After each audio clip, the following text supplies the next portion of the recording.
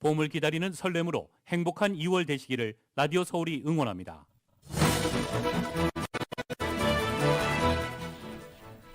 슈퍼볼이 이틀 앞으로 다가오면서 LA 한인타운의 열기도 뜨겁게 달아오르고 있습니다. 캘리포니아주의 무보험 운전자 수가 전국에서 가장 많은 것으로 나타났습니다. 한인 운전자들의 각별한 주의가 요구됩니다. 캘리포니아 주민의 기대 수명이 80.3세로 전국 최고 수준을 기록했습니다. 여성의 기대 수명이 남성에 비해서 5세 높았습니다. FDA가 5세 미만 어린이용 코로나19 백신에 대한 심사를 연기하기로 했습니다. 이번 연기 조치는 FDA가 추가 데이터를 검토할 시간을 주기 위한 것입니다. 백악관은 러시아가 언제든 우크라이나 공격을 시작할 수 있는 상황에 다다랐다고 밝혔습니다. 우크라이나에 있는 자국민들에게 48시간 안에 철수하라고 강조했습니다. 미국과 일본, 인도, 호주의 대중국 견제협의체인 쿼드 외교장관들이 북한의 탄도미사일 발사를 규탄했습니다. 유엔 안보리 결의 위반이라며 북한의 완전한 비핵화를 거듭 촉구했습니다. 대선 후보 4명이 LA 시간으로 오늘 새벽 두 번째 TV 토론을 했습니다. 대장동희 씨와 윤석열 후보 부인 주가 조작 의혹 등을 두고 이재명, 윤석열 후보가 서로를 겨냥했습니다. 이재명 후보와 윤석열 후보는 종전선언과 사드 추가 배치 등을 놓고도 맞붙었습니다. 안철수 후보를 향해서는 은근한 밀고 당기기가 눈에 띄었습니다. 문재인 대통령의 임기 내 종전선언 실현이 점점 어려워지고 있습니다. 문 대통령은 그러나 남북 정상회담은 충분히 가능하다며 끝까지 대화의 끈은 놓지 않겠다는 의지를 밝혔습니다. 베이징 동계올림픽 여자 쇼트트랙 1000m에서 최민정이 은메달을 땄습니다. 한국 대표팀은 남자 쇼트트랙 3000m 기주와 남자 스피드스케이팅 500m에서 메달 획득에 도전합니다. 오늘 뉴욕 증시는 러시아가 곧 우크라이나를 침공할 수 있다는 우려에 급락했습니다. LA로는 오늘 밤과 내일 맑은 날씨가 이어지겠습니다. 오늘 밤 최저기온은 54도가량, 내일 낮 최고 88도가량으로 예상됩니다. 주요 뉴스는 공항에서부터 목적지까지 모바일 체크인과 첨단 공기순환 시스템을 통해 안전한 기내 환경과 여행을 제공하는 아시아나 항공 제공입니다. 여러분 안녕하십니까? 김미회입니다. 안녕하십니까? 임승찬입니다. 2월 11일 금요일 라디오 서울 이브닝 뉴스 1부 시작하겠습니다.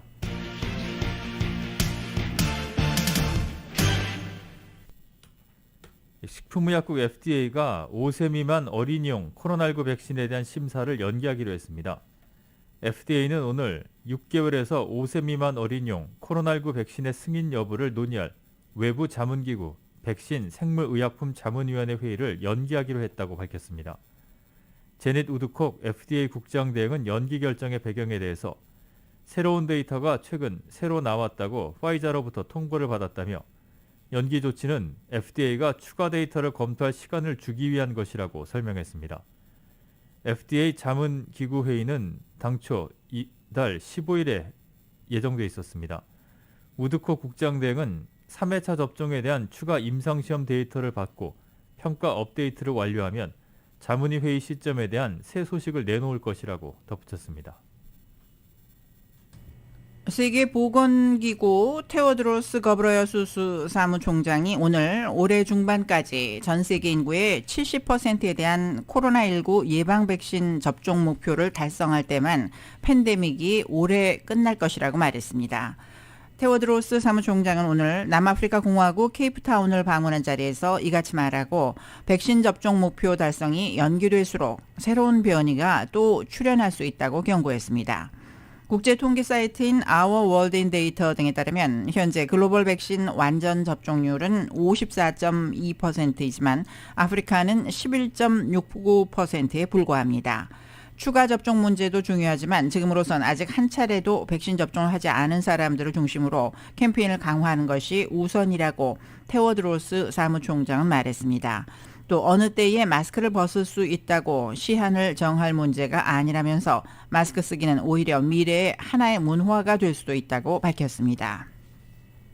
조 바이든 대통령이 주한 미국 대사에 필립 골드버그 주 콜롬비아 대사를 지명했다고 백악관이 밝혔습니다. 주한 미국 대사는 지난해 1월 해리 해리스 대사가 물러난 뒤 1년 넘게 공석으로 남아 있었습니다. 골드버그 지명자는 버락 오바마 행정부 때인 2009년에서 2010년 국무부의 유엔 대북제재 이행 담당 조정관으로서 유엔 대북제재 결의 18745의 이행을 총괄하고 관련 국제협력을 조율한 이력이 있습니다. 또 국무부가 외교관에게 부여하는 최고위 직급인 경력대사로 도널드 트럼프 행정부 때인 2019년부터 콜롬비아 주재 대사직을 수행하고 있습니다. 지난 2013년에서 16년에는 필리핀 주재 대사를, 2010년에서 2013년에는 국무부 정보조사국 담당 차관보를 지냈습니다. 직업 외교관이 주한대사로 오는 것은 지난 2011년에서 14년 주한대사직을 맡았던 성김 주 인도네시아 대사 이후 처음입니다. 20년 전에 발생한 9.11 테러 희생자 유족들이 아프가니스탄 정부 자산 중 일부를 배상금으로 받게 됩니다. 뉴욕타임즈는 오늘 9.11 테러 희생자 유족들이 뉴욕 연방준비은행에 예치된 아프간 정부의 자금 70억 달러 가운데 절반인 35억 달러를 받게 될 예정이라고 보도했습니다. 앞서 희생자 유족들은 9.11 테러 직후 탈레반과 알카에다, 이란 등 사건과 관련한 집단이나 국가를 상대로 집단 소송을 냈고 지난 2012년 연방법원은 유족들의 손을 들어주었습니다. 유족들이 받아야 할 액수는 70억 달러에 달하지만 이 판결은 상징적인 의미가 더 큰 것으로 받아들여졌습니다. 러시아가 대규모 침공이 가능할 만한 병력을 우크라이나 인근에 집결을 했고 언제든 공격을 시작할 수 있는 상황이 다다랐다고 백악관이 밝혔습니다. 우크라이나에 있는 미국인들에게는 48시간 안에 철수하라고 강조했습니다. 이 소식은 KBS가 보도합니다. 제이크 설리번 미국 국가안보 보좌관은 긴급 브리핑을 열고 러시아의 우크라이나 공격이 언제든 시작될 수 있는 상황이라고 밝혔습니다. 러시아가 침공을 할 수 있는 모든 전력 요소를 갖췄다면서 공중전 혹은 우크라이나 수도 키예프에 대한 급습으로 침공을 시작할 가능성이 있다고 말했습니다. 베이징 올림픽이 끝나기 전 침공이 시작될 수도 있다고 언급했습니다. 그러면서 우크라이나에 머물고 있는 미국인들은 48시간 내에 대피하라고 촉구했습니다. Any American in Ukraine should leave as soon as possible and in any event in the next 24 to 48 hours. We obviously cannot predict the future. We don't know exactly what is going to happen. 미국은 우크라이나와 인접한 폴란드에 미군 3,000명을 추가 파병하겠다고도 발표했습니다. 설리번 보좌관은 다만 푸틴 대통령이 최종 결정을 내렸다는 뚜렷한 조짐은 아직 없다면서 바이든 대통령이 푸틴 대통령과 전화 통화를 할 것으로 예상한다고 밝혔습니다. 우크라이나의 북쪽 벨라루스에서는 현지 시각 10일부터 러시아와 벨라루스의 합동 군사훈련이 진행 중입니다. 이미 배치됐던 병력 10만여 명가량에 3만 명이 더 투입됐고 방공 미사일 시스템과 전투기, 상륙함 등 러시아 무기들이 우크라이나 동남부 3면의 육해공을 둘러싸고 있습니다. 이에 맞대응해 우크라이나도 서방이 지원한 최신 무기를 동원한 대응 훈련에 나섰습니다. 미국뿐 아니라 일본, 네덜란드, 영국도 잇따라 자국민의 철수 권고를 내렸습니다. 유럽 국가들이 애써온 몇 차례의 외교적 노력이 성과를 보지 못한 가운데 우크라이나를 둘러싼 군사적 긴장이 최고조에 다다르고 있습니다. 워싱턴에서 KBS 뉴스 이정민입니다.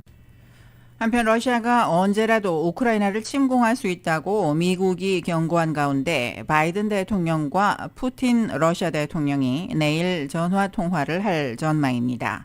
드미트리 페스코프 러시아 크렘린궁 대변인은 푸틴 대통령과 바이든 대통령이 내일 전화 통화를 할 예정이라고 밝혔다고 리아 노보스티 통신이 보도했습니다. CNN 방송도 이에 정통한 소식통을 인용 두 지도자가 내일 회담할 계획이라고 전했습니다. 제이크 설리번 백악관 국가안보보좌관도 두 정상이 전화 통화를 할 것이라고 밝혔으나 구체적인 시점을 제시하지는 않았습니다. 조 바이든 행정부가 북핵 대응과 한미일 3국 협력을 인도태평양 전략의 주요 과제로 제시했습니다.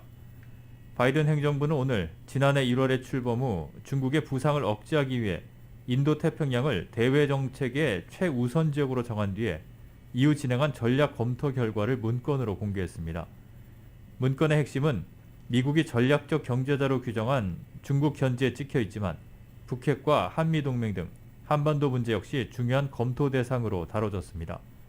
이 문건은 인도태평양의 도전 과제로 중국의 영향력 확대와 함께 기후변화와 전염병 대유행, 북한의 불법적 핵 미사일 프로그램 확대, 그리고 자연재해 등을 꼽았습니다.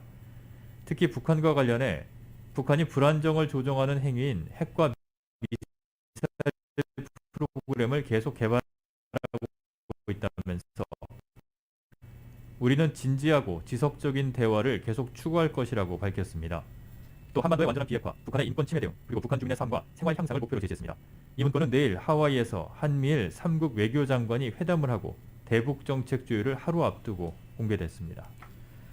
미국과 일본, 인도, 호주 등 4개국이 참여하는 대중국 견제 협의체인 쿼드 외교장관들이 북한의 탄도미사일 발사를 규탄했습니다. 유엔 안보리 결의 위반이자 불안정을 조성하는 행위라며 북한의 완전한 비핵화를 거듭 촉구했습니다. YTN이 보도합니다. 쿼드 4개국 외교장관은 호주 멜버른에서 열린 대면 회담 이후 공동 성명을 발표했습니다. 성명은 최근 북한의 탄도미사일 발사는 유엔 안전보장이사회 결의 위반이자 불안정을 조성하는 행위라고 규탄하고 안보리 결의대로 북한의 완전한 비핵화를 촉구했습니다. 또한 북한에 의한 일본인 납북자 문제의 조속한 해결의 필요성을 재확인한다고 밝혔습니다. 미국과 일본의 외교장관은 별도 양자회담을 통해 북한의 핵과 미사일 개발에 대해 심각한 우려를 공유하고 공동 대처에 합의했다고 일본 NHK 방송이 보도했습니다. 엄중해진 안보 환경에 비춰 미일 동맹의 억지력과 대처력 강화가 필수적이라는 데 인식을 같이 했다고 방송은 전했습니다. 이번 외무장관 회담의 공동 성명에는 중국이 직접 거명되지는 않았지만 중국을 겨냥한 표현이 곳곳에 담겼습니다. We agreed to boost maritime security support for Indo-Pacific partners to strengthen their maritime domain awareness and ability to develop their offshore resources, to ensure freedom of navigation and overflight. 쿼드는 인도 태평양 지역에서 급부상하는 중국을 견제할 목적으로 결성된 협의체로 외교장관 회담은 화상회의까지 포함해 이번이 4번째입니다. 조 바이든 미 행정부 출범 직후인 지난해 3월 화상으로 첫 정상회의를 열며 정상급 회의체로 격상됐고 지난해 9월에는 정상들의 첫 대면 회담이 열렸습니다. 4개국 장관은 올해 상반기에 일본에서 각국 정상이 참석하는 쿼드 정상회의를 개최하기로 합의했습니다. YTN 강성욱입니다. 라디오 서울 이브닝 뉴스 1부, 이 시간은 LA와 가든그로브 두 곳에서 모시는 금강안경 검안과 1250만 불 교통사고 최고보상 교통사고 전문 천재 변호사 리차드 호프만, 빛으로 태어나는 당신은 카우나 미인, 100% 근적외선 마스크는 카우나뿐입니다. 정직한 빛 카후나 LED 마스크, 온오프 PRGR, 야마하 폴틴, MU 스포츠, 전미국 독점 총판, 올림픽 골프 공동 제공으로 함께 하시겠습니다.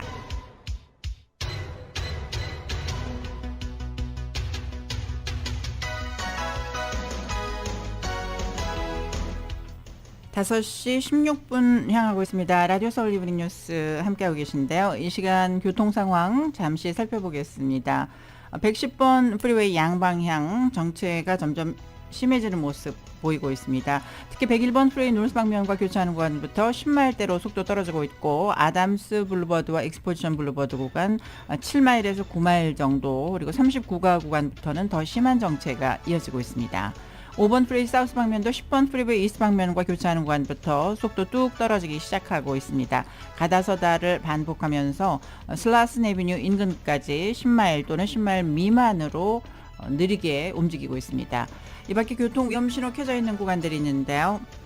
101번 프리웨이 노스 방면 로렛 캐년 블루버드 구간 조금 전 추돌 사고 발생했습니다. 710번 프리웨이 노스 방면과 60번 프리웨이 이스트 방면이 교차하는 구간에는 동물이 출몰해서 트래픽 해저드 떠 있습니다. 끝까지 안전운전 하시기 바랍니다. 교통 상황이었습니다.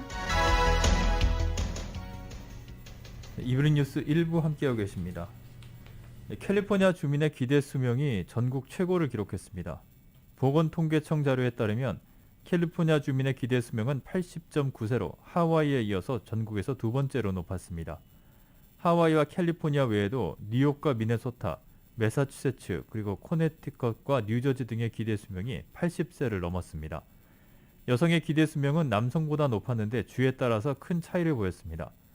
유타주의 경우 여성의 기대 수명이 남성보다 3.5년 높았던 반면 미시시피주에서는 6.4년이 높았습니다. 캘리포니아주의 여성의 기대 수명은 83.3세, 그리고 남성의 기대 수명은 78.4세입니다.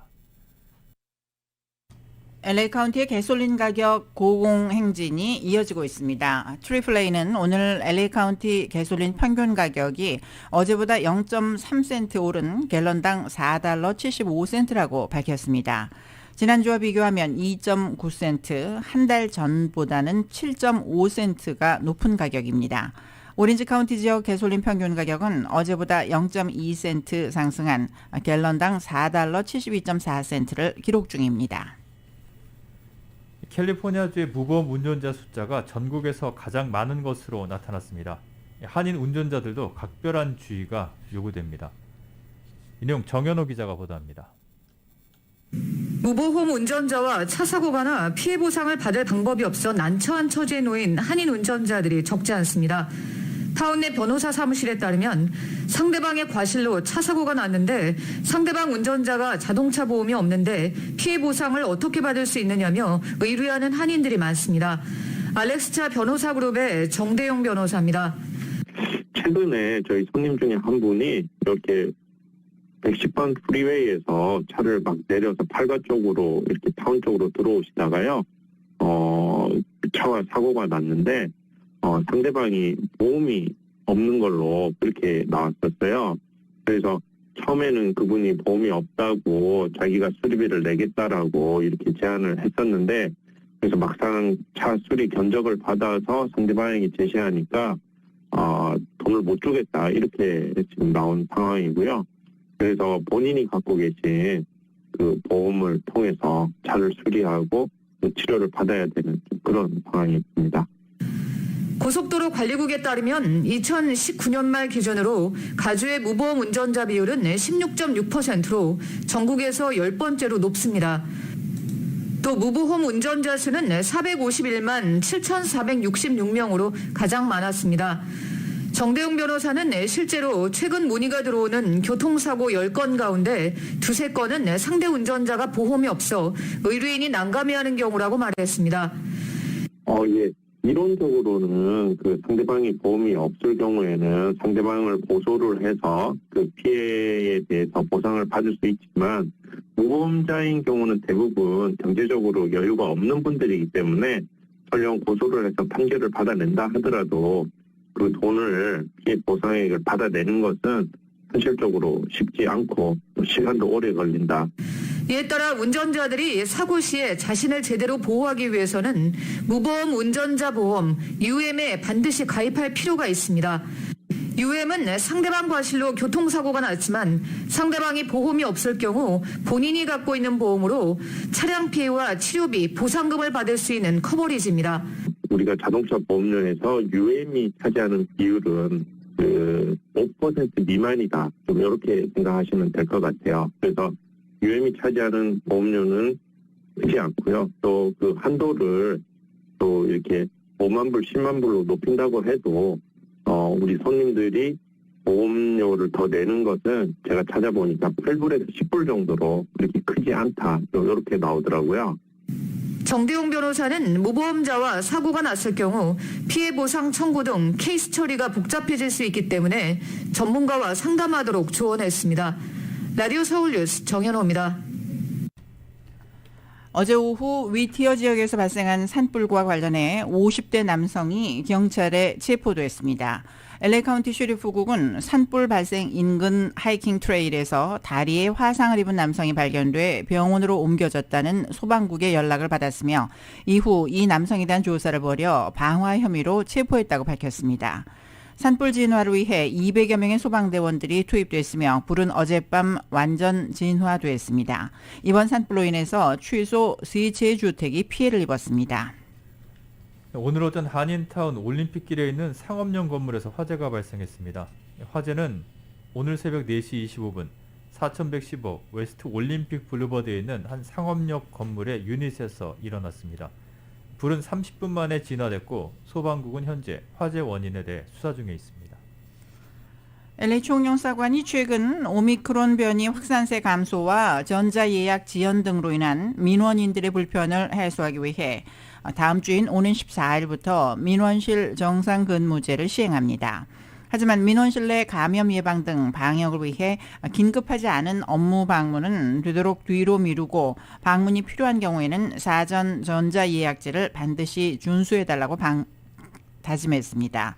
영사관은 코로나 감염자 또는 감염자와 밀접 접촉자 등 코로나 전파 고위험자, 기저질환자, 감기 증상자는 방문을 삼가해 줄 것과 방문 전 웹사이트 www.consult.go.kr을 통해 사전 예약을 할 것, 개인 필기 도구 소지, 민원실 대기 시에 개인 간 2m 이상 사회적 거리 두기, 민원실 입장 전 발열 점검 협조와 개인 마스크 착용 등을 당부했습니다. 슈퍼볼을 앞두고 시가 1억 달러 상당의 가품들이 대거 적발됐습니다. 세관 국경보호국은 NFL 사무국, 이민세관 단속국, 그리고 LA 셰리프국 등과 합동으로 기자회견을 갖고 팀 플레이어 단속 작전을 통해서 9,700만 달러 상당의 스포츠 관련 가품 26만 7천여 개를 적발해 압류했다고 발표했습니다. 여러 수사기관들이 협력해 온라인과 오프라인에서 판매되고 있는 슈퍼볼 그리고 스포츠 관련 모조품을 대거 압수하는 데 성공했는데 압류 상품에는 가짜 슈퍼볼 우승 트로피까지 포함되어 있었습니다. 지난해 펼쳐졌던 팀플레이어 작전에서는 4,500만 달러 상당의 가품 스포츠 물품들이 적발됐습니다. 슈퍼볼 경기가 이번 주 일요일로 다가오면서 타운도 덩달아 슈퍼볼 열기로 후끈 달아오르고 있습니다. 잉글우드의 소파이 스타디움에서 열리는 올해 슈퍼볼 경기에는 LA 지역 연고팀인 램스가 신시내티 벵갈즈와 격돌하면서 타운도 슈퍼볼 열기로 축제 분위기입니다. 이은 기자가 취재했습니다. 올해로 56회를 맞이한 슈퍼볼이 오는 일요일인 13일 오후 3시 30분 소파이 스타디움에서 열립니다. 이곳 LA에서 슈퍼볼 경기가 열리는 데다 LA 램스가 결승에 진출하면서 올해 슈퍼볼에 대한 주민들의 관심은 최고조에 달하고 있습니다. 램스는 2019년 슈퍼볼 진출 이후 3년 만에 다시 우승에 도전하게 되었다는 점, 그리고 이번 슈퍼볼 경기에 승리하게 되면 22년 만에 챔피언에 등극하는 드라마를 펼칠지도 초미의 관심사입니다. 소파이 스타디움에서 슈퍼볼 경기를 직접 관전하는 팬들도 있지만 대다수는 집에서 가족, 친구들과 혹은 타운 내 식당에서 술집에 모여 빅스크린으로 슈퍼볼을 관전하는 분위기입니다. 한인남성 도씨는 램스의 결승 진출을 예상하지 못해 입장 티켓 구매는 생각도 하지 않았는데 안표 가격이 너무 올라 엄두가 나지 않아 그냥 TV로 경기를 시청하기로 했다고 합니다. You can get a lot better view and understanding of the game just watching the TV, and you don't have to pay like super expensive tickets and deal with parking and all of that. 특히 슈퍼볼 경기 2쿼터 종료 후 하프타임에 진행되는 세계적인 래퍼, 가수들이 참여하는 축하 공연인 슈퍼볼 하프타임 쇼 또한 기대된다고 덧붙였습니다. I think for the halftime show, it is a really exciting and fun thing to do it live, but depending on where you're seated, it's just like, it's so far away, right? 슈퍼볼 경기가 마침 오미크론 확진자가 급격히 하락해 코로나 방역이 완화되는 시점과 타이밍이 맞아 타운 내 비즈니스 업주들도 슈퍼볼 특수를 톡톡히 누리고 있습니다. 빅스크린으로 친구들과 함께 모여 슈퍼볼 경기를 관전하려는 한인들로 빅스크린 TV를 갖춘 식당과 술집에는 예약이 몰리고 있습니다. 타운 내 식당 난다랑은 이미 슈퍼볼 당일 고객 예약은 꽉 찬 상태라고 밝혔습니다. 타운 내 치킨 전문점 강정도 슈퍼볼이 열리는 일요일에 식당에서 관전하려면 사전에 예약을 해야 한다고 밝혔습니다. 집에서 가족, 친구들과 함께 슈퍼볼 파티를 여는 한인들도 많아 타운 내 치킨집이 몰려들 주문을 받을 준비에 분주한 모습입니다. 타운 내 BBQ 치킨은 매년 슈퍼볼 시즌이 되면 주문이 많이 밀린다며 고객들에게 최소 1시간 이전에 주문해달라고 당부했습니다. 라디오 서울 뉴스 이은입니다. 자, 슈퍼볼이 열리는 일요일 소파이 스타디움 인근 차량이 통제가 되는데요. 통제되는 시간은 대부분 일요일 새벽부터 월요일 새벽까지입니다. 통제되는 구간 살펴보겠습니다.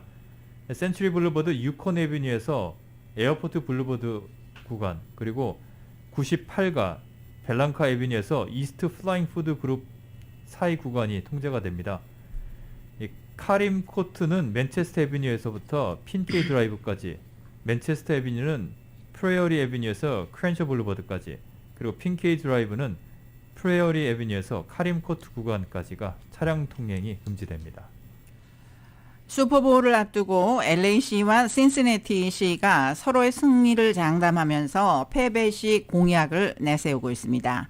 에릭 가세트 LA 시장과 압타 브리발 신시내티 시장은 자신들의 팀이 패할 경우 다음 주 첫 공식 일정에 상대 팀의 저지를 입고 나서기로 약속했습니다. 또한 아동병원을 위한 기금을 모아 승리하는 팀의 도시에 있는 아동병원에 기부를 하기로 했습니다. LA 동물원과 신시내티 동물원도 공약 이행에 동참합니다. 슈퍼볼에서 패하는 팀의 도시에 있는 동물원은 월요일인 14일 하루 동안 소셜미디어의 로고를 상대 풋볼팀의 마스코트로 바꾸기로 약속했습니다. 연방항공청 FAA는 일요일 소파이 스타디움 주변에 소형 항공기들의 비행을 일시 금지한다고 밝혔습니다. 비행 금지 시간은 일요일 오후 2시 30분부터 밤 8시 30분까지며 소파이 스타디움 반경 30마일 내에서는 8,000피트 이하로 비행을 할 수가 없습니다. 하지만 LA 국제공항을 이용하는 상업용 비행기나 군비행기, 그리고 의료나 응급 비행기들은 제외됩니다. 관련 규정을 어길 경우에는 최소 $30,000의 벌금과 함께 형사 처벌 대상이 될 수도 있습니다. LA 카운티 지역 코로나19 입원 환자 감소세가 이어지고 있습니다. 카운티 보건국은 오늘 현재 입원 환자는 어제보다 160명 줄어든 2,307명이라고 밝혔습니다. 신규 확진자는 5,610명, 사망자는 75명으로 보고됐습니다. 확진율은 4%입니다. 2월 6일 현재 LA 카운티의 만 5세 이상 주민 가운데 최소 한 차례 백신 접종을 한 주민은 82%, 2차 접종을 완료한 주민은 73%로 조사되었습니다. 부스터샷까지 접종한 주민은 35%로 나타났습니다. 오렌지 카운티의 코로나19 입원 환자 감소세도 계속되고 있습니다. 카운티 보건국은 오늘 현재 입원 환자는 어제보다 43명 줄어든 538명이며 이 가운데 102명은 중환자실에서 치료를 받는 중이라고 설명했습니다. 병원 입원 환자의 84%, 그리고 중환자실 입원 환자의 86%는 백신 미접종자입니다. 한편 어제 현재 백신 접종을 완료한 오렌지 카운티 주민은 241만 명으로 일주일 전과 비교해서 13,000명이 증가했습니다.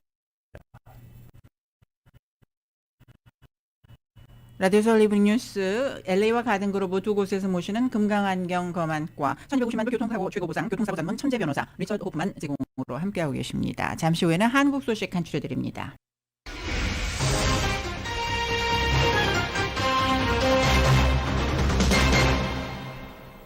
이브닝 뉴스 1부 함께하고 계십니다. 4명의 대선 후보들이 LA 시간으로 오늘 새벽에 두 번째 TV 토론을 했습니다. 대장동 이슈와 윤석열 후보 부인 주가 조작 의혹 등을 두고 이재명, 윤석열 후보가 서로를 정면으로 겨냥했습니다. KBS가 보도합니다. 토론의 첫 주제는 청년이었지만 양강 후보 대장동 개발 의혹으로 충돌했습니다. 여기서 나온 돈 8,500억이 도대체 어디로 흘러갔는지 검찰이든 뭐 조사도 안 하고 특검도 안 되지 않습니까? 대장동 얘기 또 하시는데요. 저는 공익 환수를 설계했고 국민의힘은 배임을 설계한 겁니다. 그쪽이 부정부패를 설계한 거죠. 윤 후보로부터 집중적인 대장동 관련 질의를 받은 이 후보, 배우자 의혹을 꺼냈습니다. 도이치모터스 이거 지금 주가 조작에 연루돼 있다는 말이 많은데 5월 달 이후로는 뭐 거래하지 않았다 그랬는데 그 후에 거래를 수없이 했다는 수십억 수십 차례 거래가 있다는 얘기도 있지 않습니까? 그 대장동 그 게이트에 비해서 그 작은 사건임에도 불구하고 훨씬 더 검찰에서 연인원을 더 많이 투입해서 했고 아직까지 뭐 무슨 문제점이 드러난 적은 없습니다. 윤 후보가 백현동 개발 의혹으로 다시 반격하자 신경전은 더 치열해졌습니다. 또 성남시장 선거 선대 본부장을 하신 분이 이 개발 시행업체에 영입이 되니까 자연녹지에서 4단계를 띄워가지고 준주거지가 되면서 용적률이 5배가 늘고. 의원님 일단 제가 확인을 하고 관련 규정에 따라서 다 처리된 것이고 이게 무슨 불법이 있거나 잘못된 것이라고 결론 난 게 없지 않습니까? 코로나 정 정책 토론 중에는 윤 후보의 검찰총장 시절 신천지 압수수색 거부 논란을 둘러싼 공방도 벌어졌습니다. 건진법상과 무슨 법상과 하는 사람이 이만희를 건들면 영매라서 당신한테 피해가 갑니다 라는 말을 듣고 압수수색을 포기했다. 이렇게 지금 보도가 나갔어요. 법무부 장관의 압수수색 지시는요, 그건 완전히 쇼입니다. 그 당시에는 우리 이 후보님도 그렇고 추미애 장관도 그렇고 뭔가 튀는 행동을 좀 하고 싶어 한 것으로 보여지는데, 심상정 후보는 양강 후보의 배우자 의혹을 동시에 짚었습니다. 배우자 의전 문제는 이게 사생활이 아닙니다. 이재명 후보의 자격과 관련된 사안이라고 생각하고 수상한 거래 내역도 지금 나온 것으로 보도가 되고 있습니다. 문제가 실제 없다고 하면 거래 내역을 공개하십시오. 윤 후보의 적폐 수사 발언을 두고 양강 후보는 충돌을 피했지만 안철수 후보는 정치 보복 논란으로 국민이 반으로 갈라져 싸울 거라고 밝혔습니다. KBS 뉴스 안다영입니다. 이재명, 윤석열 후보는 종전선언과 사드 추가 배치 이슈 등 외교 안보 문제를 놓고도 맞붙었습니다. 여야 모두에서 단일화 러브콜을 받고 있는 안철수 후보를 향해서는 은근한 밀고 당기기가 눈에 띄었는데요. YTN이 전해드립니다. 지난 토론에 이어 이재명, 윤석열 후보는 외교 안보 분야에서 또 충돌했습니다. 이 후보는 윤 후보의 선제 타격론을 거듭 꺼내며 포문을 열었고, 상대가 현실적으로 있는데 거기다가 선제 타격하겠다 이런 소리에서 군사긴장 도발하고 그러면 안 되는 거예요. 국가 지도자는 최소한 그래야 되는 것입니다. 윤 후보는 현재를 사실상 종전 상태로 본다는 이 후보의 발언을 문제 삼았습니다. 두 분 핵미사일을 고도화해서 계속 실험을 하고 있고요. 위협적으로 사실상의 종전이라고 본다면 참 큰 시각의 차이인데요. 사드 추가 배치 문제를 놓고도 거짓말이다, 엉터리다, 입씨름이 벌어졌습니다. 저번에 브룩스 사령관이 그렇게 얘기한 일이 없다는 사실은 말씀하셨는데 그 잘못된 얘기인 건 인정하시겠습니까? 이 후보님 말씀이 전혀 사실에 근거하지 않은 엉터리 얘기죠. 그분이 어떻게 그런 얘기를 했습니까? 서로에게는 한껏 날을 세우면서도 안철수 후보를 향한 태도는 사뭇 달랐습니다. 이재명 후보 비판에 동의를 구한 윤 후보. 검경에서 제대로 수사했는데 우리 이재명 우리 후보께서 전혀 문제가 없다고 확인이 된 거라고 보십니까? 어떻습니까? 저는 지금 현재 문재인 정부의 검찰개혁 방향이 완전히 잘못됐다고 생각합니다. 통합정부 얘기를 꺼내며 맞장구 친 이 후보. 선거 때는 원수가 돼서 싸우더라도 나중에 선거가 끝나면 원팀이 되자 이런 얘기도 저희가 들고 싶은데 그런 점에 대해서 의견은 어떠신가요?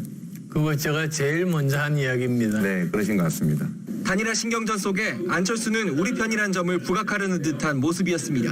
이 후보는 심상정 후보를 향해 위성정당 금지법을 제안하며 손을 내밀기도 했지만 심 후보의 반응은 싸늘했습니다. 이 자리를 빌어서 다시 한번 특히 우리 심상정 의원님께 사과드립니다. 저한테도 물론 사과할 필요가 있지만은 지난번에 선거제도 개혁은 촛불 시민의 열망을 배신한 거거든요. 심 후보는 이어 윤 후보의 주 120시간 노동 발언 등 노동관을 문제 삼으며 양강 후보 저격수로서의 면모를 보였습니다. 어쨌든 우리 윤 후보님이 요즘 흔한 말로 노동관은 매우 꼰대스럽다. 이런 후진적인 노동관을 가진 분이 대통령이 되시면은 우리나라가 선진국 대열에서 바로 이탈할 수가 있습니다. 먼저 그 허위 사실로 엉터리 규정짓기 하면서 질문 던지는 그 태도는 대단히 유감이고요. 토론을 마친 뒤 여야는 서로 자당 후보들이 준비된 대통령의 면모를 보였다며 아전 인수식 평가를 내놨습니다. YTN 부장원입니다. 2차 TV 토론에 마친 여야 후보들은 저마다의 소감을 밝혔습니다. 이재명 후보는 언제나 국민을 뵙는다는 것은 가슴이 두근거리고 설렌다며 특별히 아쉬운 것은 없다고 말했습니다. 윤석열 후보는 늘 아쉽다면서 네 사람이나 토론하며 시간 제한이 있고 질문을 하면 자꾸 엉뚱한 소리로 도망가는 분도 있었다고 꼬집었습니다.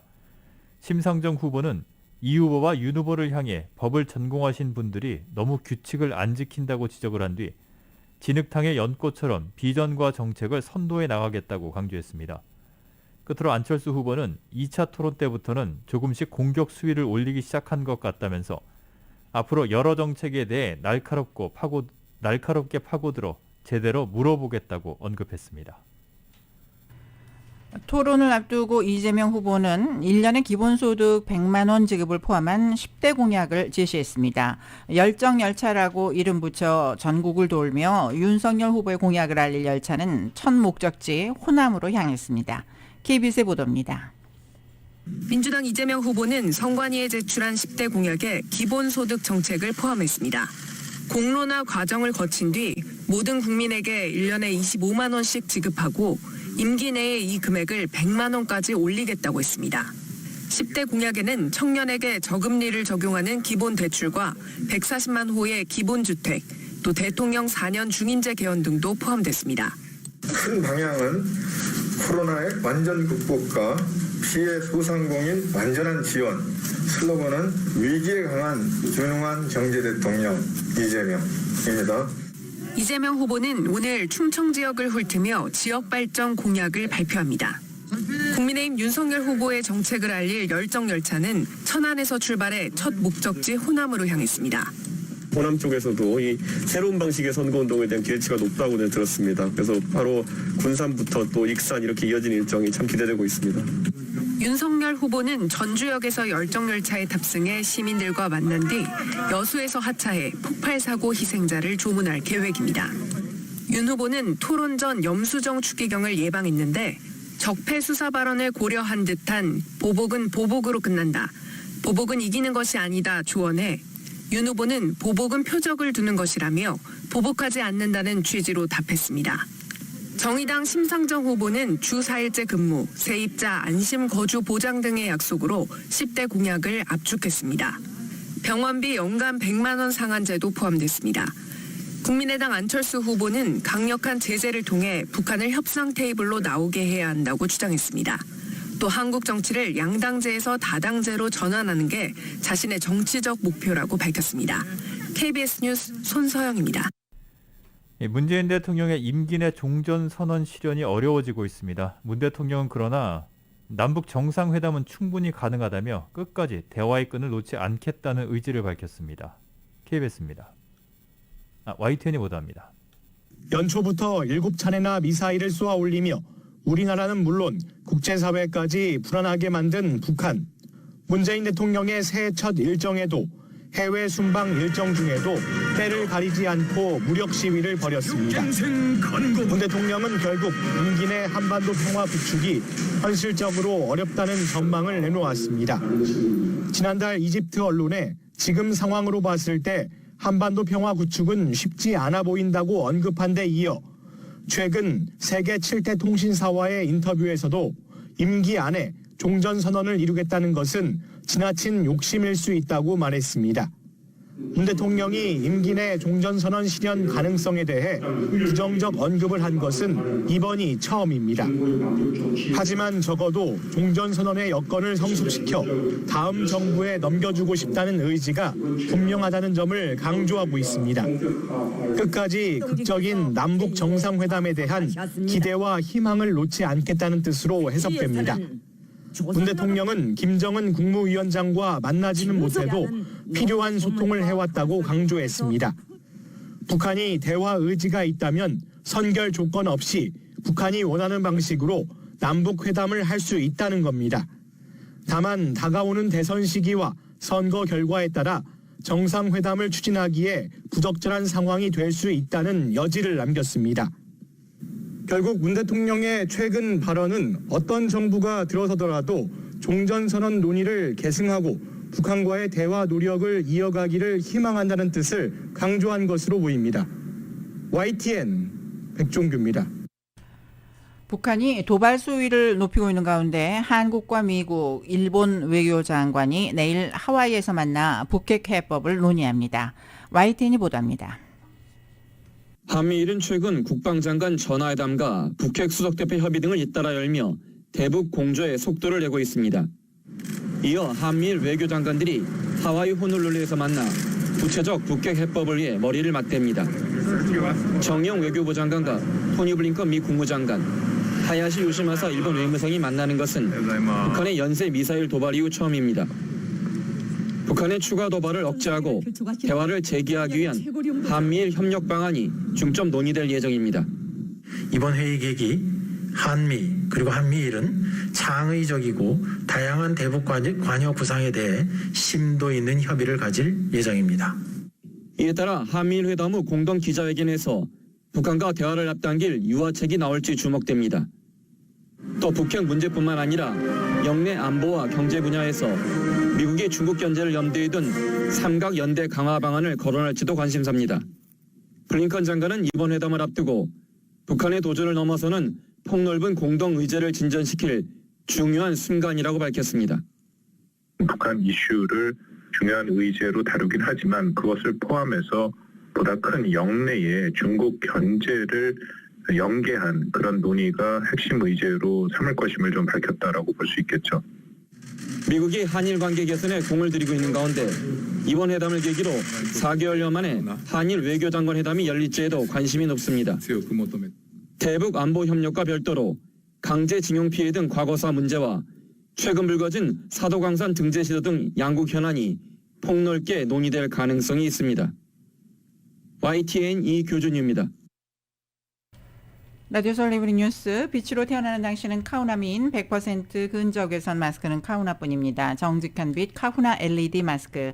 온오프 PRGR 야마하 14 MU 스포츠 전미국 독점 총판 올림픽 골프 제공으로 함께하고 계십니다. 잠시 후에 경제 소식 이어집니다.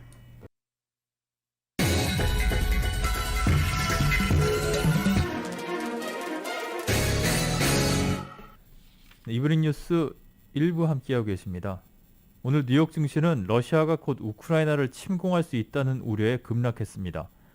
다우존스 산업평균지수는 어제보다 503.53포인트가 하락한 34,738.06으로 거래를 마쳤습니다. S&P 500 지수는 85.44포인트가 떨어진 4,418.64, 나스닥 지수는 394.49포인트가 급락한 13,791.15로 장을 마감했습니다. 러시아의 우크라이나 침공 가능성이 고조되면서 유가 역시 상승세를 보였습니다. 뉴욕 상업거래소에서 3월물 서부 텍사스산 인도 원유 가격은 어제보다 $3 22센트 오른 배럴당 $93 10센트에 거래를 마쳤습니다. 세계 각국이 코로나19 관련 규제를 완화하면서 올해 석유 수요가 늘어나겠지만 생산은 그에 미치지 못해 가격이 오를 수 있다는 예측이 나왔습니다. 국제에너지기구 IEA는 오늘 펴낸 월간 석유 시장 보고서에서 오펙 플러스가 석유 생산 목표를 만성적으로 달성하지 못하고 있으며 지정학적 긴장 고조 등 변수가 유가를 밀어올린 상황이라며 이같이 분석했습니다.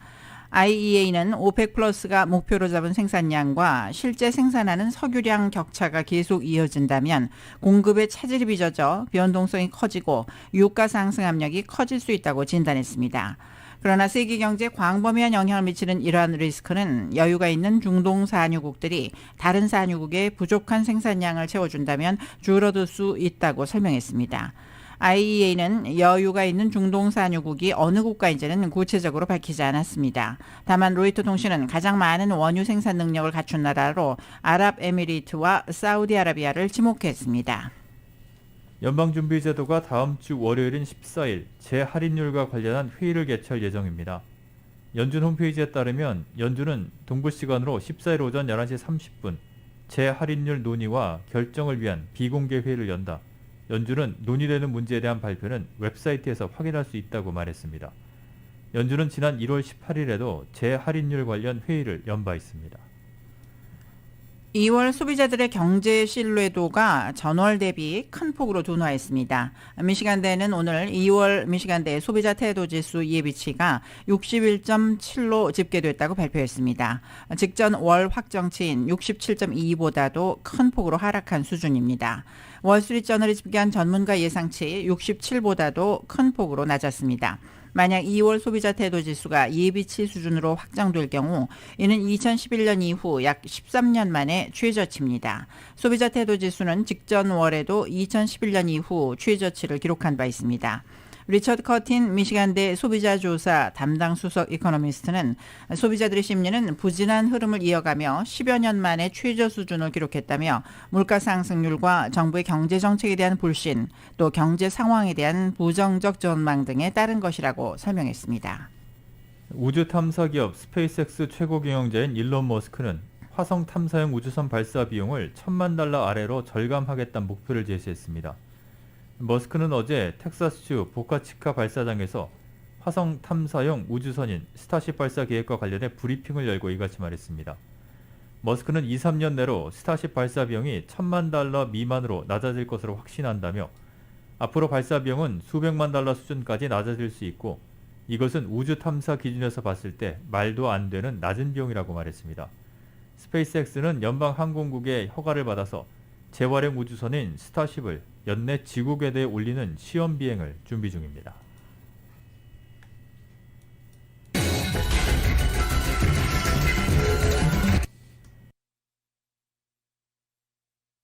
이어서 동계올림픽 소식입니다. 한국 여자 쇼트트랙의 간판 최민정이 한국 선수단에 값진 은메달을 안겼습니다. 최민정은 베이징 서우두 실내 경기장에서 열린 여자 1000m 결승에서 1분 28초 443을 기록하며 네덜란드 스윌팅에 이어 2위로 골인 은메달을 차지했습니다. 황대헌과 이준석, 곽윤기, 김동욱이 조를 이룬 남자 대표팀은 5000m 기주 준결승에서 조 1위를 차지해 16일에 열리는 결승전에 진출했습니다. 남자 1500m에서 첫 금메달을 따낸 황대헌은 500m 경기에서 예선을 통과해 준준 결승에 올랐습니다. 한편 한국 남자 스켈레톤이 노메달로 2022 베이징 동계올림픽을 마쳤습니다. 메달 기대주로 꼽힌 정승기는 현지 시간 11일 중국 베이징 이엔칭의 국립 슬라이딩 센터에서 끝난 대회 남자 스켈레톤 경기에서 1차에서 4차 시기 합계 4분 03초 74를 기록 25명의 선수 중 10위에 자리했습니다. 정승기는 이번이 첫 올림픽 출전입니다. 2018년 평창대회 남자 스켈레톤에서 아시아인으로는 처음으로 썰매 금메달을 따냈던 윤성빈은 4분 04초 09를 기록하고 12위에 머물렀습니다. 스피드 스케이팅 대표팀이 대회 두 번째 메달 획득을 노립니다. 김준호와 차민규가 동계올림픽 스피드 스케이팅 남자 500m 경기에 출전을 합니다. 컬링 여자 단체는 러시아 올림픽위원회와 3차전 경기를 치르게 됩니다. 피겨 스케이팅의 특급 스타인 카밀라 발리에바의 도핑 위반 의혹이 사실로 드러나면서 단체전에 이어 여자 싱글 출전 여부가 최대 관심사로 떠올랐습니다. IOC는 1일 브리핑에서 단체전 금메달 발리에바가 약물 검사에서 양성 반응을 보였다고 공식 발표했습니다.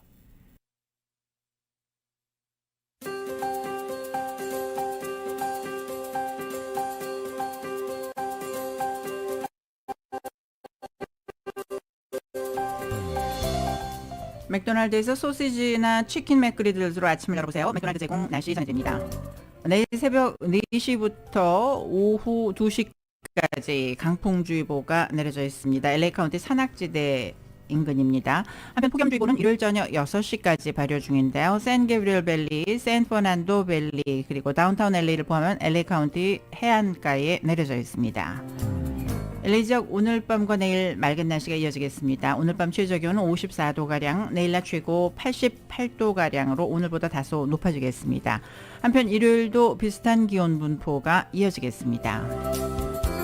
내일 낮 최고 기온 오렌지 카운티 지역 90도, 밸리와 인랜드 엠파이어 88도, 해안 지역은 80도까지 올라갑니다. 하와이 호놀룰루 오늘 저녁 대체로 맑겠고 밤 최저 68도, 내일은 곳에 따라 구름 끼겠습니다. 낮 최고 80도로 예상됩니다. 한국은 주말인 오늘 미세먼지가 비상입니다. 오늘 서울의 낮 기온이 10도, 광주는 15도까지 올라서 포근한 날씨가 예상되고 있습니다. 내일도 대체로 포근하겠고 영동과 남부지방은 비나 눈이 내리겠습니다. 맥도날드에서 소시지나 치킨 맥그리들로 아침을 열어보세요. 맥도날드 제공 날씨 전해드렸습니다. 이브닝 뉴스 1부 지금까지 LA와 가든그로브 두 곳에서 모시는 금강안경 검안과 1250만 불 교통사고 최고보상 교통사고 전문 천재 변호사 리차드 호프만, 빛으로 태어나는 당신은 카우나미인 100% 근적외선 마스크는 카우나뿐입니다. 정직한 빛 카후나 LED 마스크, 온오프 PRGR 야마하 볼틴 MU 스포츠, 전미국 독점 총판 올림픽 골프에서 보내드렸습니다. 잠시 후 6시 라디오 서울 이브닝 뉴스 2부가 진행됩니다.